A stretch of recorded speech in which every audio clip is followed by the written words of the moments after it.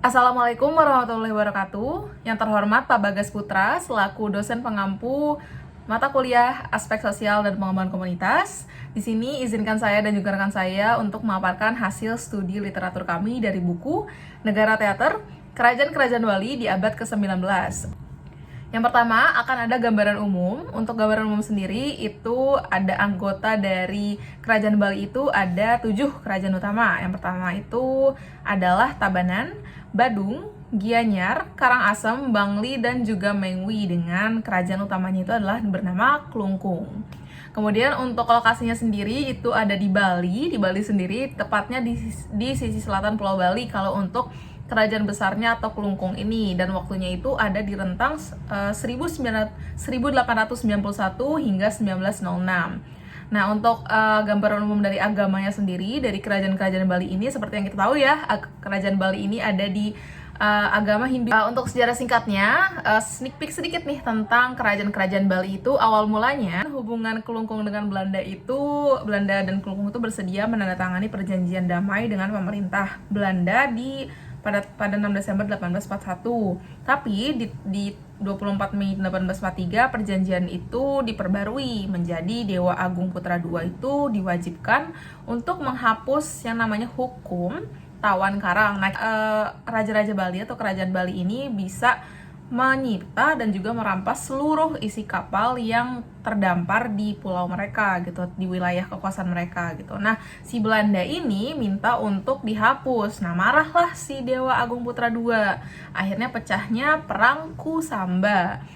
Nah, udah menandatangani perjanjian perdamaian, tetap aja dilanggar oleh Belanda. Perjanjian baru itu bikin kerusuhan yang merebak di Klungkung, dan akhirnya Belanda ini turun gitu, invasi militer dari Belanda, dan terjadi yang namanya perang besar namanya Puputan Klungkung di tanggal 28 April 1908, yang di situ menewaskan raja dari Klungkung itu sendiri. Dan akhirnya dengan tewasnya raja dan juga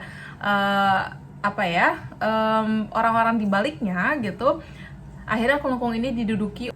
Itu sejarah singkatnya. Kemudian kita masuk ke karakteristik kelompok sosial, masuk ke materinya ya. Yang pertama itu ada namanya interaksi sosial. Nah, interaksi sosial ini ada 4, ada exchange, cooperation, ada competition, dan juga ada konflik. Nah, pertama kita bahas dulu nih yang exchange. Exchange di kerajaan Bali ini ada, seperti yang kita tahu, ada namanya barter, yaitu sistem tukar-menukar tradisional dalam.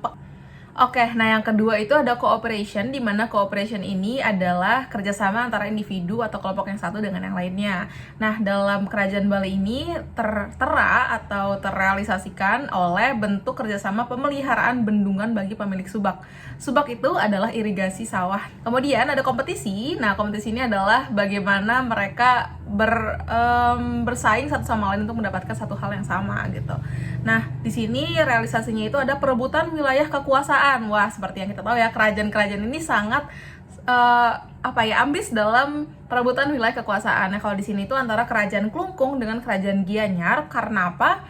Karena wilayah kekuasaan kerajaan Gianyar itu lebih luas dan potensi ekonominya tinggi, makanya ada persaingan di situ.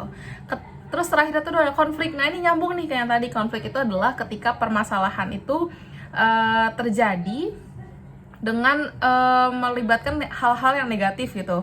Nah, dilatar belakanginya oleh kegagalan perkawinan Dewa Agung di Klungkung dengan Dewa Ayumuter dari Raja Gianyar. Yang kedua itu nggak diakuinya kekuasaan Dewa Agung dari Kerajaan Klungkung gitu. Jadinya marahlah Dewa Klungkung ini dan akhirnya muncul perang, konflik gitu.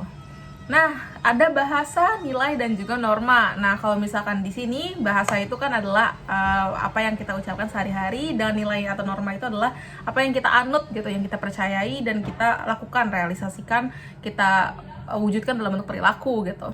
Nah, untuk bahasa di kerajaan Bali ini, wilayah Bali ini menggunakan bahasa Bali yang merupakan anak dari cabang Bali Sasak gitu. Tapi di Bali ini ada 3, ada bahasa Bali untuk yang halus, Bandia, dan juga kasar.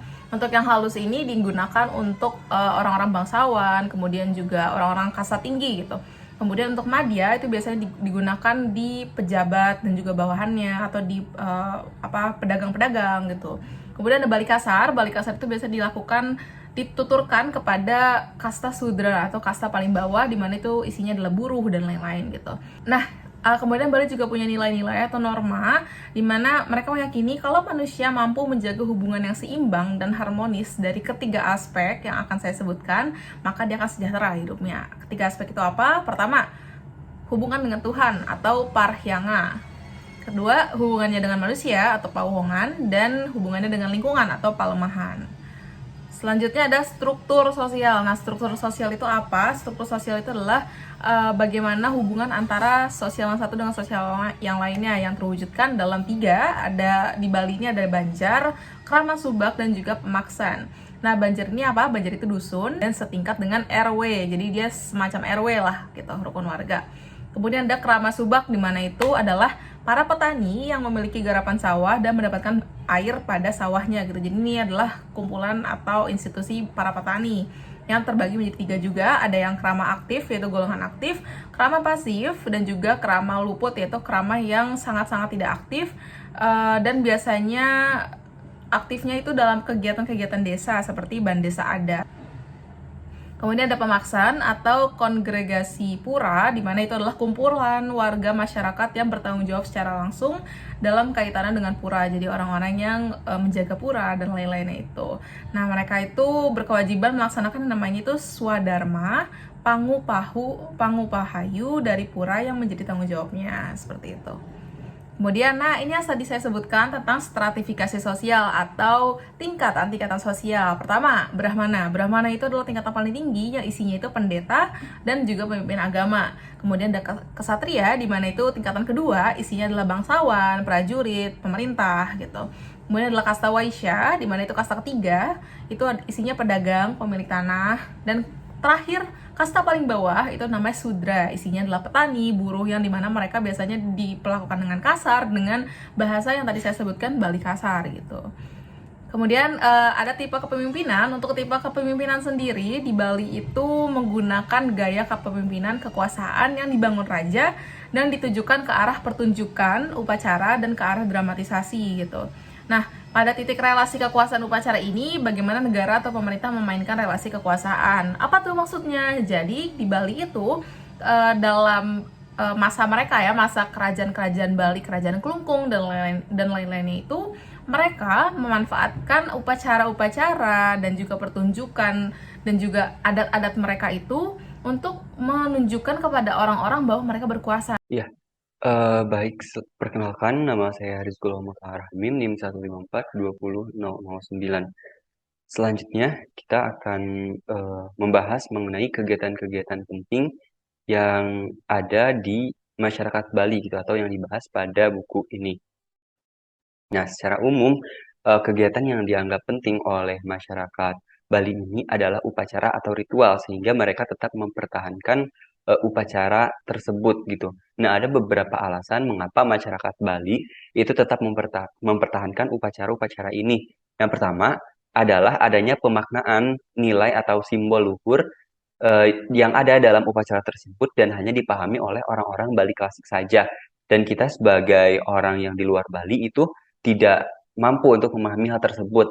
Nah, oke, sebagai contoh dalam buku ini disebutkan salah satu upacara, yaitu para istri raja itu mereka akan ikut mengorbankan diri dengan melompat ke dalam pusaran api ketika suaminya atau rajanya itu meninggal. Nah, sebenarnya itu kan sulit dipahami gitu ya oleh kita sebagai orang di luar Bali. Namun, orang-orang Bali di sana dapat melihat satu simbol atau satu nilai tertentu dalam upacara tersebut. Kemudian yang kedua adalah upacara ini dapat mengajarkan doktrin keagamaan yang menurut orang Bali, doktrin tersebut hanya bisa didapatkan ketika orang-orang Bali melakukan upacaranya secara langsung. Gitu. Nah, ada 3 ide dasar yang mendasari upacara atau ritual yang dilaksanakan di Bali. Yang pertama, itu ada yang dinamakan Padmasana. Padmasana ini artinya bunga teratai sebagai tempat duduk atau tahta dewa. Lalu ada juga lingga. Lingga ini adalah kemampuan, kekuatan atau potensi. Nya di sini adalah merujuk kepada dewa. Kemudian ada sakti. Sakti ini adalah energi yang disuntikan oleh dewa ke dalam pengekspresian khusus, terutama ke dalam pribadi penguasa atau raja. Nah, Kita akan lanjut ke bagian selanjutnya, yaitu perubahan-perubahan yang terjadi pada masyarakat Bali. Nah, buku ini mengambil pijakan pada masa penaklukan Bali oleh Majapahit. Dalam buku ini dijelaskan bahwa sebelum Bali ditaklukkan oleh Majapahit, Bali itu mengalami masa kegelapan dan kekacauan. Bahkan, penulis menggambarkan Bali itu sebagai masa yang dipenuhi oleh makhluk-makhluk liar tak beradab, dan juga Bali tidak mengenal sistem pemerintahan.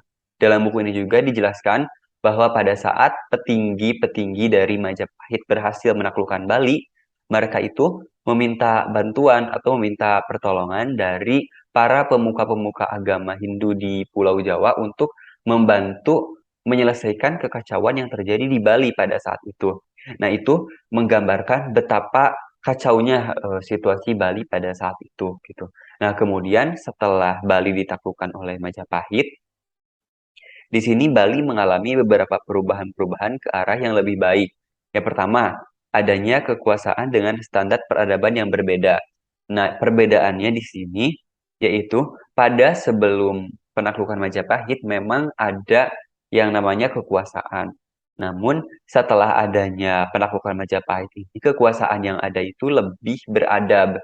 Nah, kemudian negara juga memiliki keagungan estetik dan juga kemewahan yang diwujudkan dalam upacara atau ritual-ritual yang sempat saya sebutkan tadi, seperti itu. Nah, di sini saya coba untuk merangkum perubahan apa saja yang terjadi pasca penaklukan Majapahit. Nah, yang pertama adalah memutus barbarisme. Memutus barbarisme di sini artinya penaklukan Majapahit dianggap telah menghapus sejarah Bali sebelumnya karena menghilangkan barbarisme hewan di masyarakat Bali kuno dan mengubah Bali ke arah Renaissance yang penuh estetika dan elegan. Lalu, masyarakat Bali juga melihat penaklukan ini sebagai sumber peradaban. Artinya mereka melihat eh, Majapahit itu merupakan nenek moyang dari mereka, yaitu mereka menganggap bahwa mereka adalah keturunan para penginvasi dari Pulau Jawa gitu, bukan keturunan dari Bali. Lalu penaklukan ini juga membawa Bali ke masa puncak kejayaan atau puncak peradaban, yaitu dengan didirikannya istana-istana yang mencerminkan Majapahit, kemudian istana yang memang membawa Bali ke masa kejayaan ini adalah Istana Gelgel. Nah, kemudian selanjutnya kita masuk ke bagian kesimpulan. Pada kesimpulan ini, kami coba untuk melihat dari tiga perspektif teori. Yang pertama ada teori struktural fungsional, yaitu negara di Bali merujuk pada peradaban klasik dengan dunia budaya yang tinggi dan wewenang politik yang berkembang pesat. Lalu negara di Bali merupakan negara teater yang tidak diperintah melalui kekuatan atau paksaan, tetapi melalui ritual-ritual simbol. Lalu berbagai upacara yang dilaksanakan bukan bertujuan untuk melayani kekuasaan, tetapi kekuasaanlah yang melayani upacara. Semua upacara-upacara besar seperti kremasi, metatah, dan yang lainnya tidak dimaksudkan untuk meraih tujuan-tujuan politik. Upacara itulah tujuannya, sehingga negara itu berfungsi untuk melayani upacara dan ritual sebagai kekuatan pendorong politik istana. Nah, sedangkan berdasarkan teori konflik ini melihat bahwa adanya obsesi-obsesi berkuasa pada budaya Bali dapat mempertahankan ketidaksetaraan yang bisa dilihat dari bentuk kasta dan juga kebanggaan terhadap gelar-gelar nama pada satu sosial. Lalu, dalam negara teater ini juga, semua orang atau semua pihak memiliki perannya masing-masing, seperti raja dan kaum bangsawan menjadi aktor, kemudian kaum pandita atau pendeta menjadi sutradara, dan petani serta pegawai yang bukan berdarah bangsawan itu menjadi aktor pendukung, kru panggung, dan penontonnya. Nah, adanya peran-peran yang bersifat rigid dan kaku ini akan membuat masyarakat Bali yang berada di peran-peran yang tidak penting tadi itu sulit untuk memperbaiki kualitas hidupnya dan sulit untuk beranjak dari perannya itu. Nah, terakhir berdasarkan teori interaksionisme simbolik, interaksi yang terjadi antar individu disesuaikan dengan perannya masing-masing dalam negara teater. Namun secara umum memiliki tujuan yang sama, yaitu untuk mendekatkan diri menuju kedewasaan yang dicapai melalui upacara. Lalu dimensi simbolik juga memainkan peranan yang sangat penting dalam pola interaksi masyarakat Bali. Dimensi simbolik ini muncul pada seperti pola kekuasaan, kemudian hak prerogatif, kendali atas pengairan yang diritualkan, kremasi, hingga berbagai upacara lainnya. Kemudian, eh, pelaksanaan upacara ini pada akhirnya mengejar satu status, yaitu mendekatkan diri pada kedewasaan. Nah, demikian presentasi yang dapat kami sampaikan. Di sini ada daftar pustaka. Pustaka utama yang kami gunakan adalah buku Negara Teater, kemudian ada beberapa pustaka pendukung lainnya. Terima kasih.